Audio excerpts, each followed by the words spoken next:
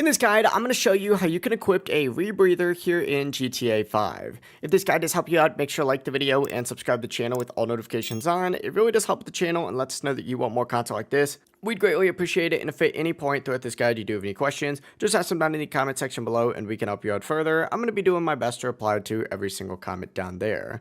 To start, you are going to need to purchase your rebreathers. You can get them at literally any ammunition location. Just head to ammunition, buy the rebreathers, and you're good to go.